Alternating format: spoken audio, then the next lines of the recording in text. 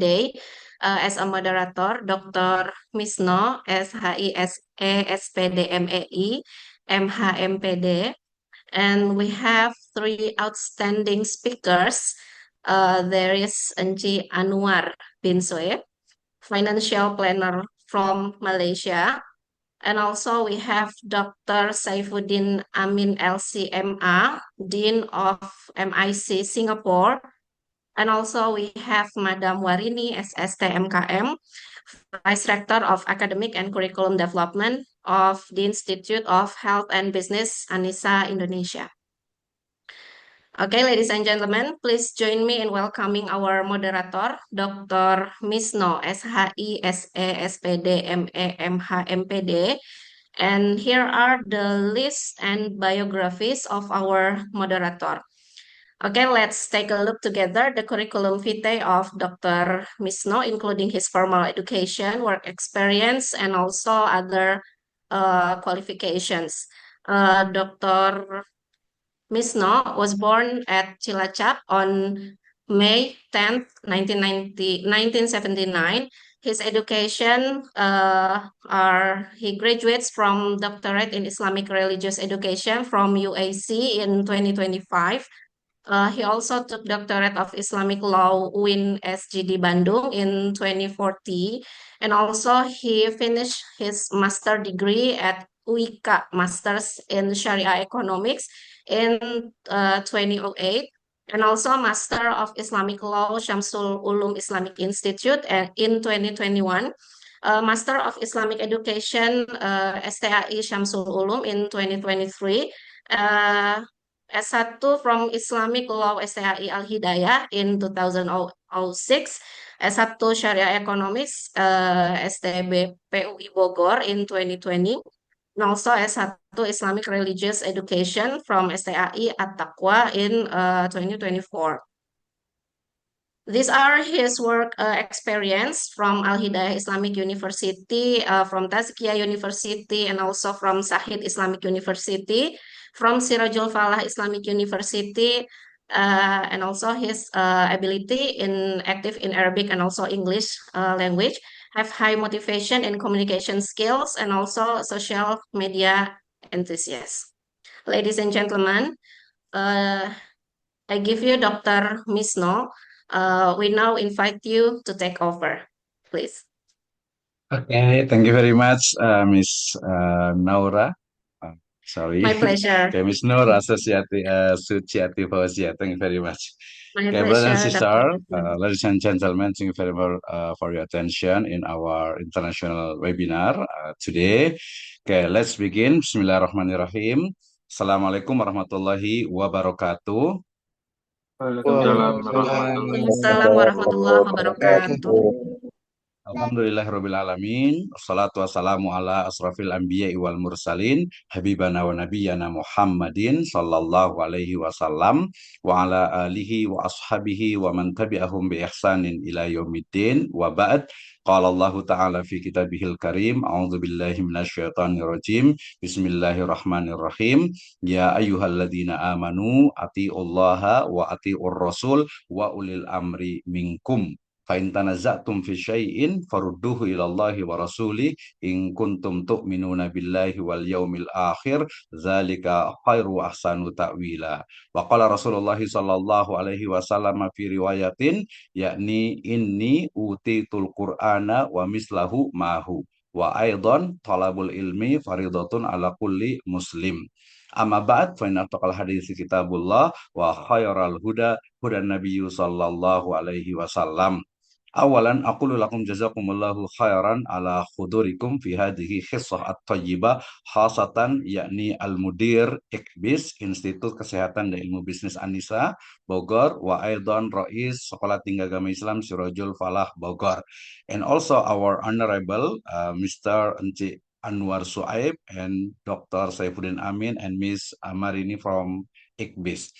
today I'm extremely happy because we can discuss about not only about our maybe our specifically in health or in business, but is will talk about the faith or the our belief is Islam as a asas, yeah, or maybe the foundation for our spirituality, for our activity in our daily. Okay, brother and sister, ladies and gentlemen, today we have three speakers. The first from, inshallah, from Singapore, but he chat me that will be give the first time for our guest, for our speaker from Malaysia. Maybe is in the second speaker.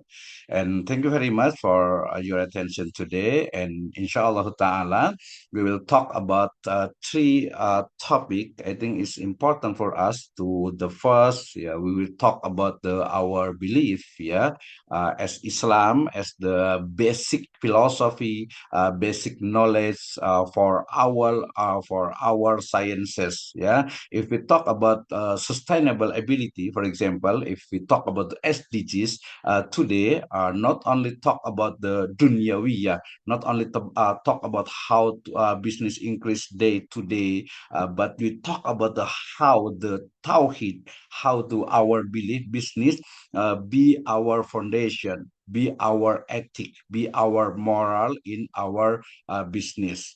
And if we talk about the business today, of course, we talk not only about the Indonesia, Malaysia, Singapore, but we talk about the Hong Kong, New York, Aussie, and other countries. And we, as maybe as a Muslim, as Indonesian, we have to prepare ourselves, yeah, to be the businessman. But it's more important for us to know and to understand about the how we can maybe applicate our belief to our daily activities, specifically in business, is important for us. And if we base or maybe if we go to our in ICBIS, for example, we know in health and in business is important. If we similarity between for example business, specifically in my opinion is Islamic business, we have halal hospital, we have halal industry, we have halal Islamic financial planner is the Mr. Anwar Pakar, ya, beliau pakar in this case, ya. Hey, brother and sister, we go to the first speaker today is Mr. Nji Anwar Suaib. Before he have the speak, I will read first the biography, the speaker. The first Anwar Suaib. This is he's born in Malaysia.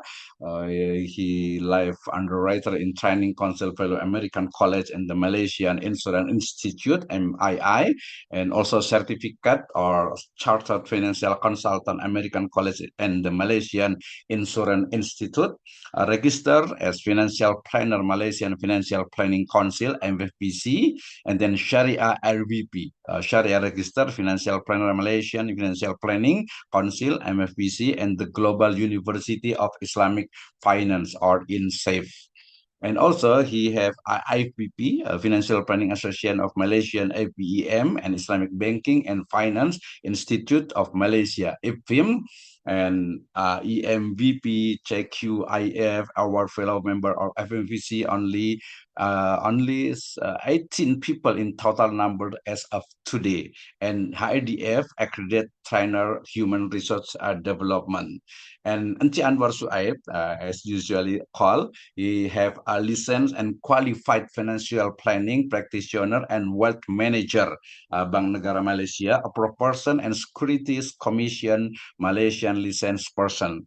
He also a CEO of VKA Islamic Wealth Management SDN Berhad and chairman of International Development Committee of MFVC. His activity is too much, yeah. And last today he is also the member of board of MFVC in Malaysia, INSAFE and APEM and other institutions, specifically in finance and Islamic wealth management or financial planner in Malaysia. I think it's enough if we talk about his biography, yeah, because it's too much. Maybe not time to explain his activities today. He's my best friend, my inspiration. Okay, I will call him first. Assalamualaikum, Ci Anwar Suaib. How are you today? Waalaikumsalam warahmatullahi taala wabarakatuh. Thank you so much, Dr. Abdul Masya Rahman. Yeah. It's amazing can Yeah. meet with you again today. Okay. Okay, our international seminar we talk about not only about business, but maybe we'll give the student how to manage our wealth, or maybe how to plan our future as specifically in financial in finance, Mr. Anwar Shuaib. Yeah. Yeah. Okay. Yeah, Okay, thank you very inshallah. much. And for the first time, maybe you can speak in English or Arabic, but we are Indonesian, and like our president said, we love Indonesia and we love Yeah. Melayu, of course. Yeah, Okay. maybe campur-campur lah. You can speak in Bahasa, in Melayu, in English. I think better. Okay, the Okay. time is your, Mr. Anci Anwar Shuaib, please. Okay. Thank you for the invitation for me to join the session today to share a little bit about the issues of the relationship between the finance and also health, yeah, and how it relate to our religion, which is Islam. So, yeah, I mean, Islam is the basis of our life. So Islam is the core for everything. Mean to say whatever you wanted to do, it should be within the guidance given to us and the Sharia, so that we stay in the as a Muslim. Yeah? So when we are looking at the perspective of Islam itself, yeah. So when we wanted to run the business, for example, we wanted to ensure that the business comply to Sharia. So the business itself must comply to Sharia. For example, if the business involve that we are producing, like currently we know that many parts of the world now, they are warring parties, yeah, whereby if you look at what happened in Gaza, the genocide is happening there, and who are the enabler of this genocide that is happening in Gaza? So it is the Western countries who are manufacturing weapon and handing over those weapons to the country named Israel that are using those particular weapons to murder the women, children, the old people, and all the Gazan. Yeah? So these are the sad things that happen in our century or I can say that during our lifetime nowadays, and it is happening live, yeah, which is very sad things that is happening in front of us right now. And when we look at when as a Muslim and with the guide of Sharia that we must follow, so when we said that these are the harmful thing that is happening, true enough, when we're talking about business, manufacturing weapon is profitable business because many buyers are interested to buy weaponry right now. And we are talking about the one of the biggest business in the world today is the weaponry business. So do we wanted to get ourselves involved in this kind of business, which business of manufacturing items or product to murder other peoples, yeah? So that's why we must give a thought whether the Sharia allow us to do or not, yeah? So in this particular perspective, that's why it is important, like what Dr. Abdul Rahman Isno mentioned just now, that we must make sure that whatever business we getting ourselves involved must ensure that it is Sharia compliant. And among them, make sure that we avoid getting ourselves involved in killing people.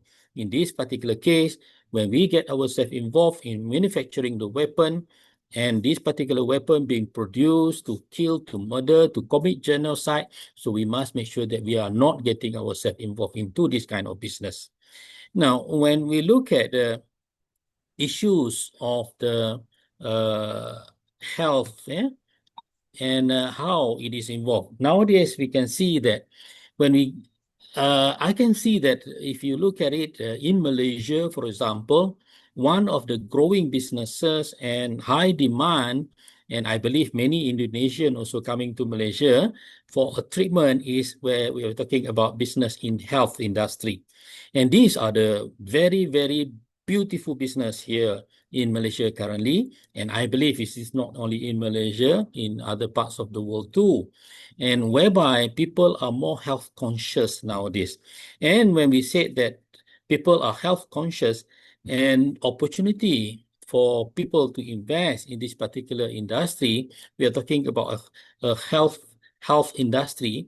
We're talking about having the hospital, wellness, and etc. There are many other areas in health industry whereby we can get ourselves involved into this particular business.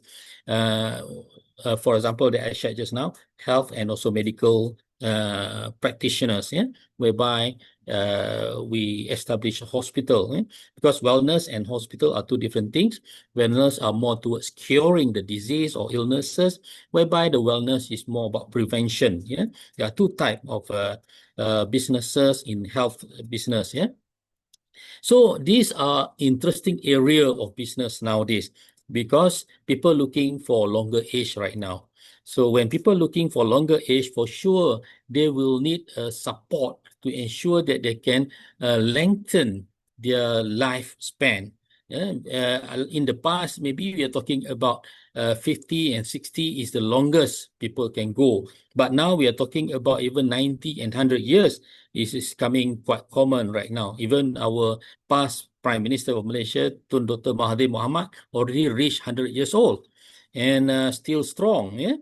So these are the kind of businesses that I believe, I think we should get ourselves involved with the guidance of Sharia, for example, we said just now, whereby this is something not prohibited in Islam, whereby we are taking care of health of the people and we are providing the service to ensure that people can prolong their life and protect them against illnesses, prevent them against illnesses like wellness just now. So these are among the businesses that are a big potential, I can say, that are available today. I believe Indonesia has big opportunity because of the big population, huge population in Indonesia itself, and at the same time because of the large amount of land base that you have that enable for you for Indonesian to have establish this kind of business. I think that's for now. Maybe we can continue further. At least maybe other panel will want to share theirs too. Then we can compare notes between us, inshallah. With that, I think I pass back to Dr. Abdul Rahman Misno. Thank you. Okay, thank you very much, Ustaz and Mr. Encik Anwar Soeb. I think your topic is important as maybe more benefit for us, yeah, as academician, of course, as a Muslim. Yeah, if you talk about the Islamic business specifically in health, yeah, this is the phenomena. I think, yeah, some Indonesian people, yeah, specifically my friend from Batam, from Medan, from maybe Padang, he will go to Malaysia to to have the health services. They said that it's more cheap there in Indonesia. Is I think it's yeah, this phenomena. Okay, thank you very much, Anci Anwar, and I hope we you have time to we will discuss about the business, and maybe you will give the tips or the trick to our student how to manage our wealth. Yeah, I think not wealth. Yeah, maybe how to manage the student money. I think, and not only wealth. Yeah, maybe. But after Mr. Ustad Saifuddin Amin will give a talk. Okay, thank you very much. Brothers and sisters, ladies and gentlemen, let's next to the second speaker. We have the second speaker is Al-Ustaz Dr. Saifuddin Amin from MIC, Muhammad Islamic College, or College Al Muhammadiyah from Singapore. I hope us already because he was here. Thank you very much. I will call him. Bismillahirrahmanirrahim. Assalamualaikum. Kaifa hal, Ustaz? Ustaz Saifuddin Amin. Waalaikumsalam warahmatullahi wabarakatuh. Baik, Ustaz. Masya Allah, barakallahu fiik. Masya Allah, mumtaz. Barakallahu fiikum. Jazakumullah khairan ala khudurik fi hadi khissa tayyibah. Mungkin ana urid wa nurid yakni mungkin natakallam bil lughatil arabiyyah lianna qabla hadha yakni Ustaz Encik Anwar Saif speak in English but you can speak in Arabic ya. But jazakallah khairan ala khudurik wa al Ustaz Dr. Saifuddin Amin huwa يعني دائي والدكتور وأيضا قبل هذا يعني الدين في محمد Islamic College نعم والآن هو actually ماذا تقول يعني alumni from Madinah Islamic University هو المتخرج من جامعة ماذا يعني جامعة المدينة في جامعة إسلامية في المدينة في السعودية العربية وفي ماجستير يعني هو من University of Islamic University of Malang and the PhD in UIKA Bogor Indonesia. نعم وهو يريد أن يبحث يتعلق بكيف الإسلام وأيضا آداب الإسلام في يعني في الاقتصاد في التجارة وأيضا كيف في يعني أدب الصحة في الإسلام والوقت يعني إليك يا أستاذ الكرام أستاذ دكتور سيفودين أمين فعليه فليتفضل مشكورا. Bismillahirrahmanirrahim. Assalamualaikum warahmatullahi wabarakatuh. Waalaikumsalam warahmatullahi wabarakatuh. Alhamdulillahi wastafa wassalatu wassalamu ala nabiyil mustafa wa ala alihi wa sahbihi wa mawala. استعفيكم أستاذ لأنني الآن في مرض أصلا أنا مريض الآن. Masya Allah, safakallah syifaan ajilan. Nah, Ya, mungkin 15 daqaik yakfi sas. tetapi dikarenakan ini berkenaan dengan integrasi nilai Islam di dalam bisnis kesehatan Ustaz ya. Ya, betul. Dan صحيح ما قاله المتكلم الأول بأن ماليزيا من أكبر التجارات في مجال الصحة الآن، وأنا أيضا دائما أذهب إلى ماليزيا فقط للفحص لفحص الصحة، وأيضا أتداوى من ماليزيا يعني كل 4 أشهر كذا أرجع إلى ماليزيا لفحص الصحة. Baik Ustadz, di dalam Islam kita tahu bahwasanya ada nilai-nilai yang perlu untuk senantiasa ditanamkan di dalam bisnis dan prinsip-prinsip syariah di dalam bisnis tersebut.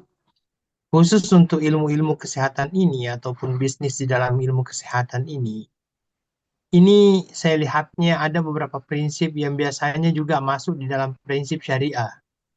Yang pertama misalnya al-adalah. Al-adalah yang saya maksudkan di sini adalah penetapan harga obat yang wajar, misalnya menghindari monopoli, penimbunan. Ya, kalau di dalam Islam itu ada namanya man'ul ihtikar, adanya larangan untuk menimbun. Kemudian paling tidak obatnya itu kalau bisa distribusinya merata sampai ke daerah terpencil, ya. Karena memang kita akui bahwasanya saya juga orang Indonesia dan kadang-kadang kita lihat antara obat-obatan yang ada di kota dengan di desa itu berbeda, ya berbeda sehingga pada akhirnya banyak orang-orang yang terpaksa berangkat ke kota hanya untuk mendapatkan obat yang diinginkan. Kemudian dalam hal ini juga adalah jangan sampai ada di dalam dunia bisnis ini kan memang keuntungan yang ingin didapatkan, tetapi jangan sampai ketika kita mengejar yang namanya keuntungan sampai mengeksploitasi pasien dalam kondisi darurat misalnya.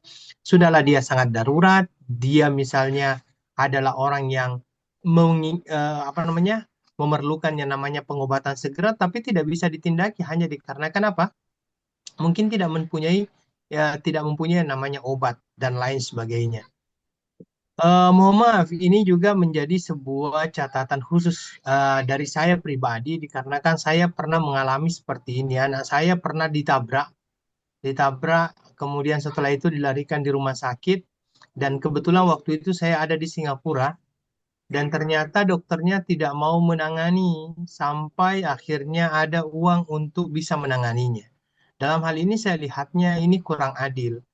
Apakah alangkah baiknya kalau seandainya kita menjaga dulu ya agar tidak terjadi apa-apa, kemudian setelah itu kalau berkenaan dengan masalah keuangan selanjutnya insya Allah itu bisa diusahakan. Kemudian yang kedua, saya juga lihat di sini yang penting sekali selain daripada adalah perlu ada transparansi. Ya, transparansi dalam masalah apa? Misalnya saja obat. Obat itu kan otomatis kita sebagai seorang muslim, kita memerlukan yang namanya obat-obatan yang halal. Karena kita mungkin akan mengkonsumsi sesuatu yang tidak dibolehkan itu kecuali dalam keadaan darurat. Sedangkan kalau seandainya memang masih ada kesempatan untuk mendapatkan obat-obat yang halal, maka itu adalah sangat diperlukan. Maka yang saya jelaskan, yang saya minta di sini mungkin dalam masalah hal transparansi ini, karena di dalam jual beli juga kita kan harus jelas dulu apa yang kita mau beli. Jangan sampai kita, ya ada istilahnya, jangan sampai kita membeli kucing dalam karung. Ya, maka dalam masalah transparansi ini, kejelasan ini, dalam masalah obat juga harus jelas apakah obatnya itu memang halal, bagaimana sumber bahan bakunya, misalnya apakah dia halal, apakah dia asalnya hewani atau nabati, ya, dan jangan sampai ada yang disembunyikan sehingga kita sebagai seorang konsumen, sebagai seorang muslim misalnya, itu kita bisa akhirnya dengan tenang untuk untuk mengkonsumsi obat tersebut. Saya pernah dikejutkan dengan adanya pemberitaan berkenaan dengan obat-obatan batuk ya, yang ternyata mengandungi alkohol. Dan tetapi tidak disampaikan secara gamblang di tempat tersebut ataupun tidak ditulis secara jelas di label obat itu, sehingga saya lihat ini agak bermasalah sebagai seorang konsumen muslim. Otomatis kita mencari yang halal. Kemudian selanjutnya, saya lihat di sini juga harus ada tanggung jawab sosial lah. Tanggung jawab sosial. Kita perlu juga memahamkan kepada pasien berkenaan dengan efek samping semua obat yang kita berikan, ya, dengan mengadakan berbagai macam penelitian juga, ya. Dan kalau bisa, karena ini adalah bagian daripada tanggung jawab sosial, bagaimana agar obat tersebut dapat dijangkau oleh masyarakat miskin. Mungkin dalam hal ini bisa kolaborasi dengan lembaga zakat misalnya, agar bisa memberikan namanya bantuan kesehatan. Karena saya kira kalau seandainya ada orang yang miskin yang tidak mampu untuk berobat, dia adalah orang yang berhak untuk mendapatkan yang namanya zakat. Sehingga di sini ada tanggung jawab sosial. Dan yang terakhir, saya lihatnya di sini adalah integritas ilmiah. Standar mutu ya daripada obat tersebut harus sesuai secara ilmiah, tetapi dalam syariah juga tidak lari, ya, tidak lari. Kemudian harus dilaporkan dengan jujur hasil uji daripada daripada obat tersebut. Memang pada akhirnya ada beberapa tantangan-tantangan yang kita dapatkan. Misalnya saja, saya kira juga biaya sertifikasi halal ini kalau di Singapura tidak mudah juga karena dia melalui audit dan sertifikasi yang panjang. Kemudian mungkin ketersediaan bahan, ya. Kalau seandainya misalnya bahan-bahannya itu ada sesuatu yang haram, bagaimana kita mencari pengganti bahan yang haram tersebut, ya, yang halal misalnya. Kemudian juga regulasinya, ya. Regulasi yang saya maksudkan di sini karena biasanya terjadi inkonsistensi standar halal global dalam masalah farmasi. Di sini mengatakan boleh, di sini mengatakan tidak boleh. Saya kira ini hal-hal yang perlu untuk kita selesaikan. Tetapi secara jelasnya bahwa prinsip-prinsip syariah perlu untuk ditanamkan di dalam bisnis kesehatan ini.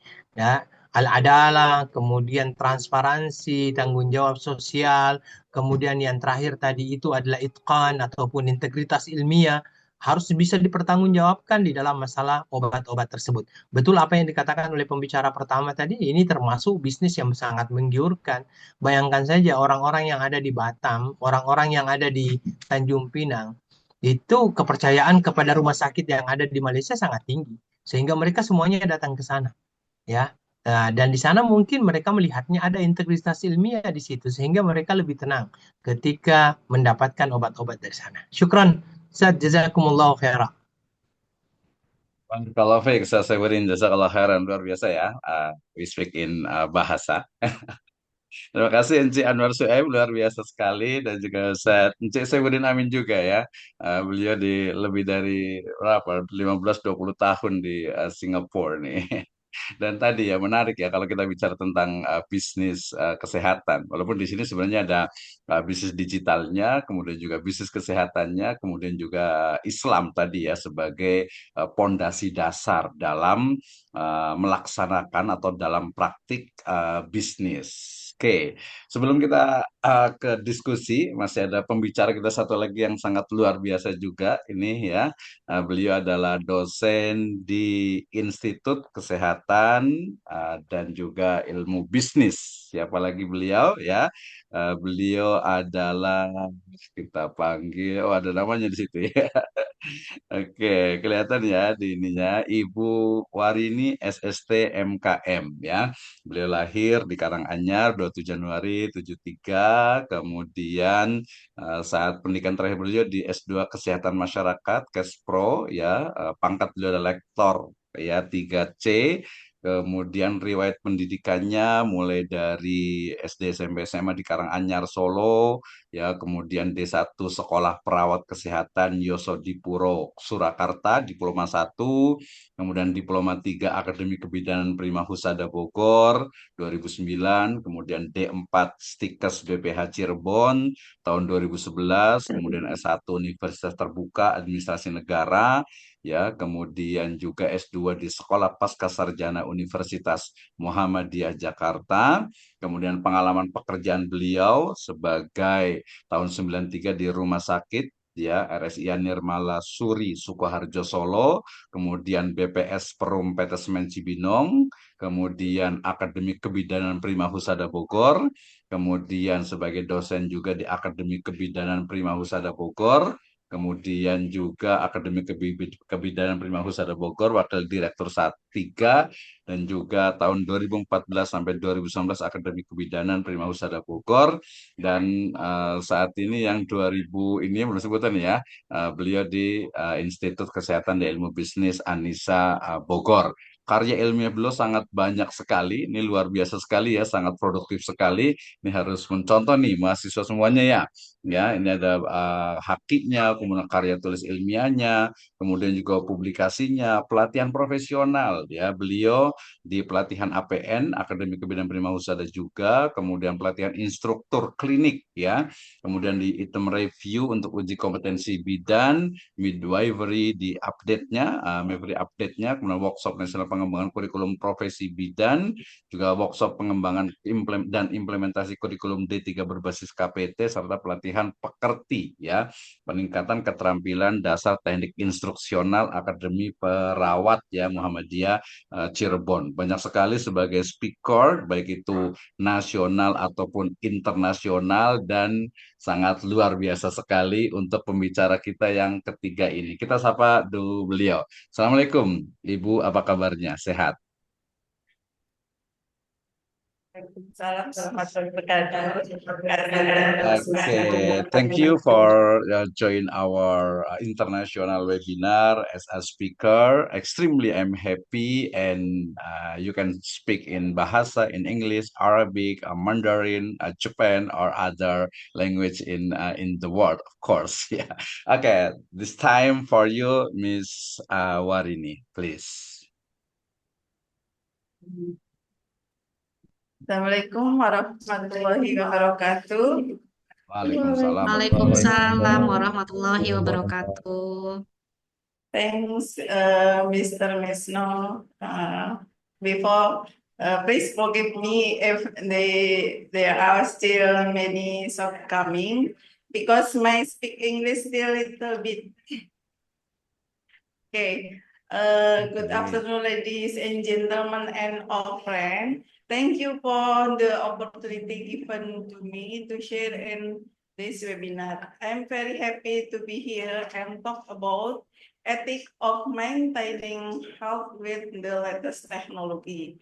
I hope what I convey and provide new insight and be useful for all of us.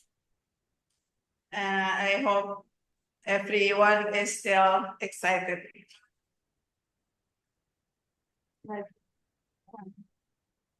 Next, ethic in the use of technology in health sector is an approach that refers to moral principle and values used to ensure the responsible use of health technology and ensure benefit for patient on society.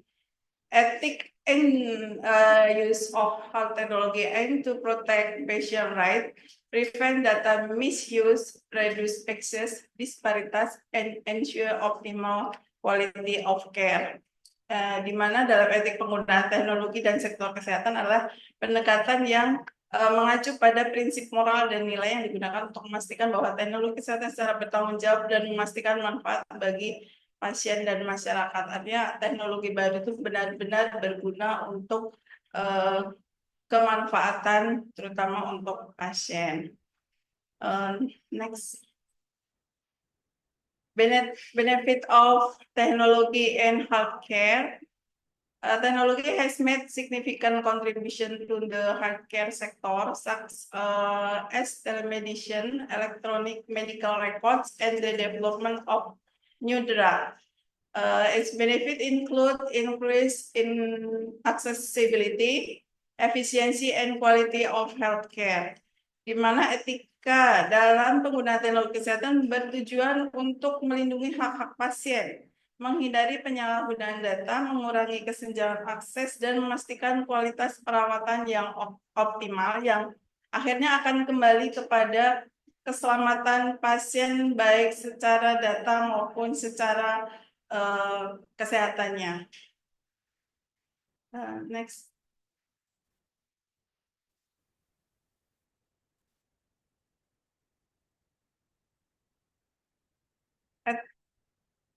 Ethical principle in the use of health technology. One, data privacy and security.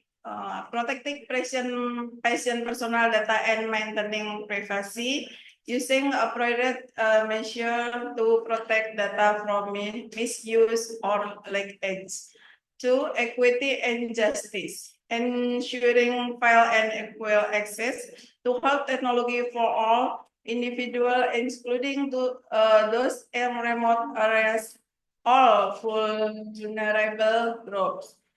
Di mana bahwa prinsip etika dalam penggunaan teknologi itu ada privasi dan keamanan. Artinya di sini memastikan bahwa data pasien, terutama untuk menjaga privasi, di mana data-data itu tidak disalahgunakan atau tidak dibocorkan.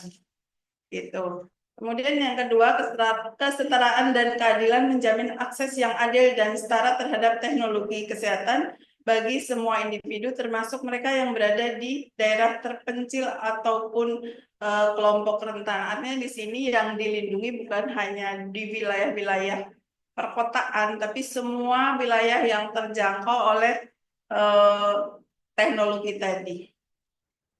Next, Pak.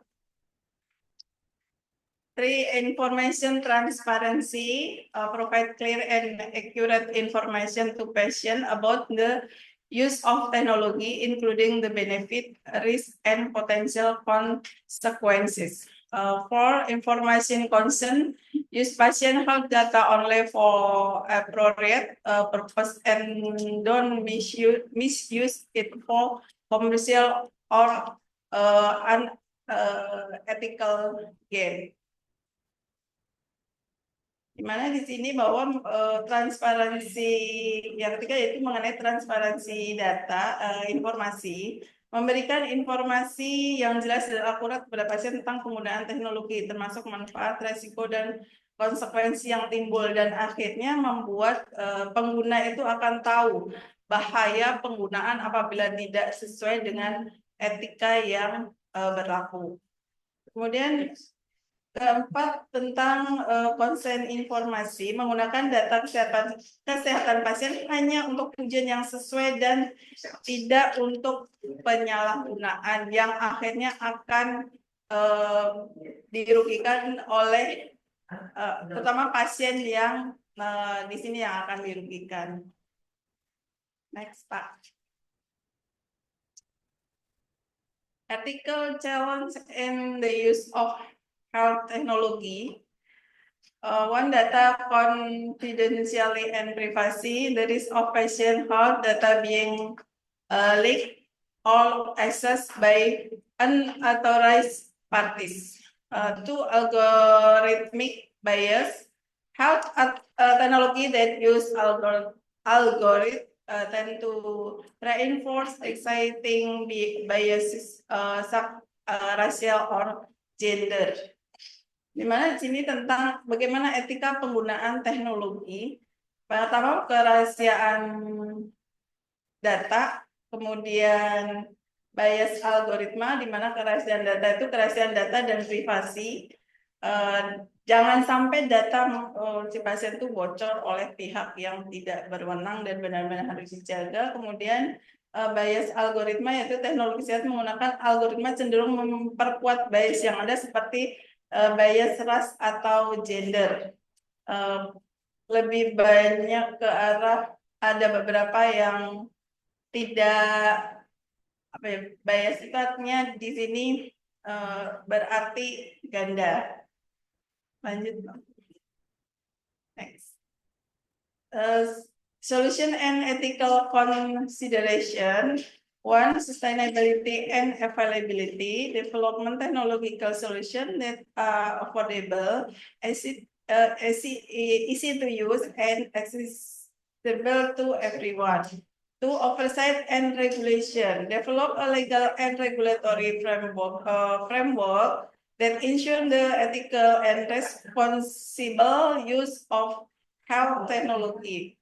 Solusi dan pertimbangan etika, pertama keberlanjutan dan ketersediaan, di mana harus mengembangkan solusi teknologi yang terjangkau, mudah digunakan, kemudian dapat diakses oleh semua orang.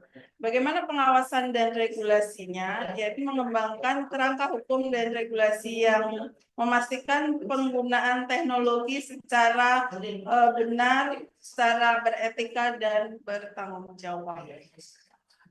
Next, Pak.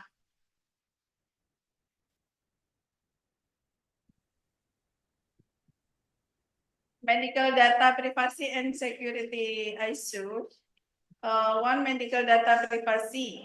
Medical data privacy refers to an individual's right to maintain confidentiality and control over their health information. Relevant privacy issues include limit access to personal data, use of data only for authorized purposes, and protection against misuse or data leakage.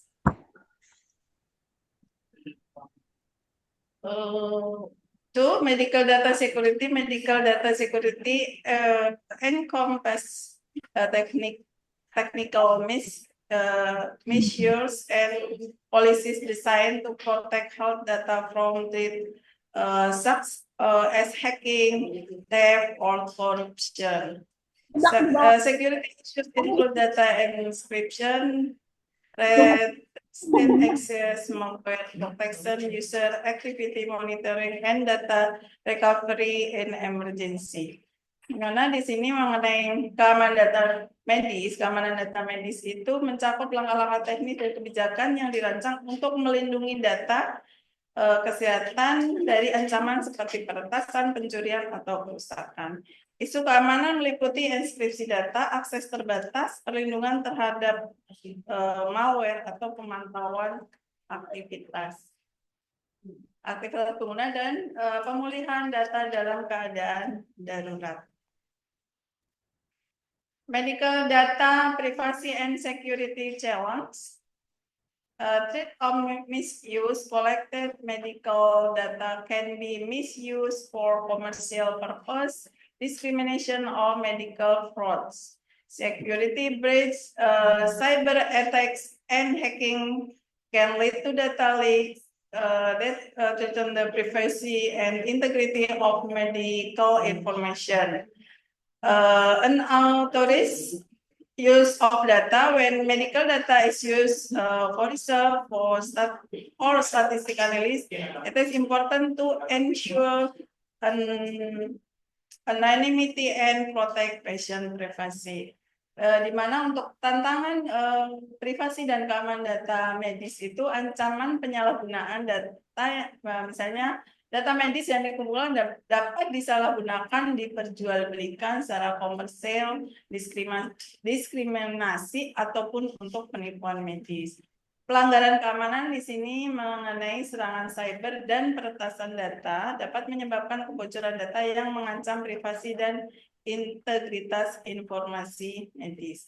Kemudian penggunaan data yang tidak diketahui ketika data medis digunakan untuk penelitian, analisis statistik penting untuk dilindungi privasi pasien.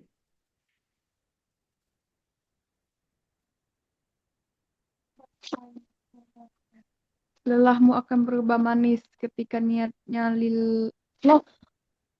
Okay, thanks very much, ladies and gentlemen and friends, for extraordinary attention and participation during this session. Hopeful it is useful and provide an inspiration for all of us.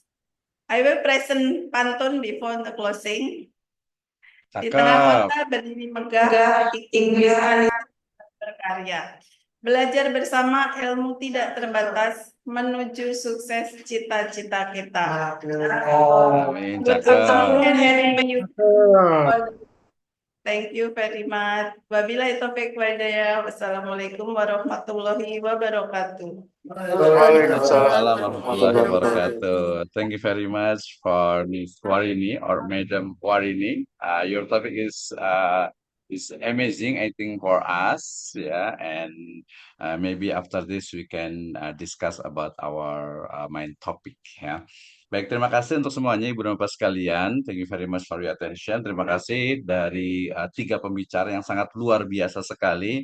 I hope you can understand with the topic, and after this we invite all of you to discuss with us, with Mr. Anwar Suaib, Ustaz Saifuddin Amin, and of course Madam Warini from Bogor. Okay, before going to the discussion, the first, Mr. Anwar Suaib, maybe I will one question for you. I hope you you have time, yeah, about 10 or 15 minutes. I think my question about